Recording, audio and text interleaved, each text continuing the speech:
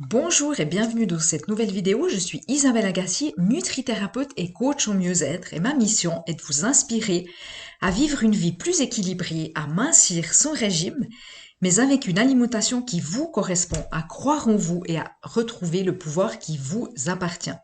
Alors aujourd'hui, dans cette vidéo, je vous propose de changer votre petit déjeuner.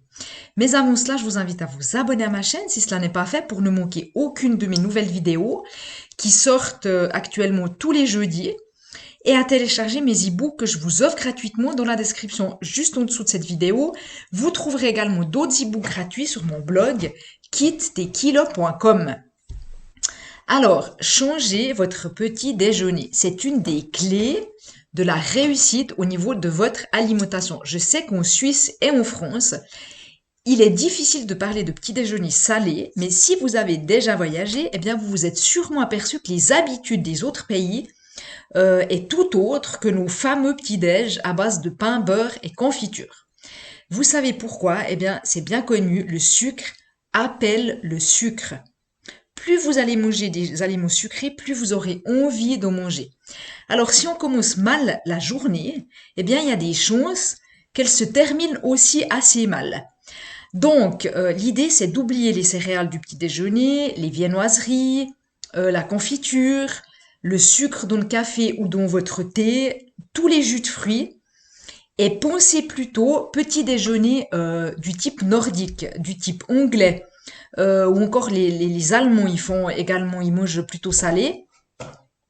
Ou ce que vous pouvez aussi vous demander, c'est de comment mangeaient en fait vos grands-parents. Alors bon, ça dépend de l'âge que vous avez, mais je dirais que pour les gens à partir de 50 ans et plus, euh, pensez comment mangeaient vos grands-parents. C'est vrai que c'est une bonne façon de revoir en fait ces petits déjeuners. C'est un peu avant l'invention des Kellogg's Cornflakes, parce que vous savez que le petit déjeuner est l'idée de dire aux gens euh, le petit déjeuner, c'est le repas le plus important de la journée, ça vient c'est une invention de Kellogg's qui lorsqu'ils ont inventé en fait leur Kellogg's Cornflakes, en fait, au niveau de leur marketing, ils ont fait croire aux gens que c'était hyper important de démarrer la journée le ventre plein, on aurait plus d'énergie, que c'était très important de prendre le petit déjeuner et que ça serait le repas le plus important de la journée. Et voilà, donc ça fait partie de leur marketing, mais c'est eux qui ont lancé cette idée dans la population que le petit déjeuner est le repas le plus important de la journée, ce qui est complètement faux. Donc, une des clés, en fait, c'est de manger du gras. Vous avez bien compris, de manger du gras. Le gras, ça constitue un super carburant pour votre cerveau.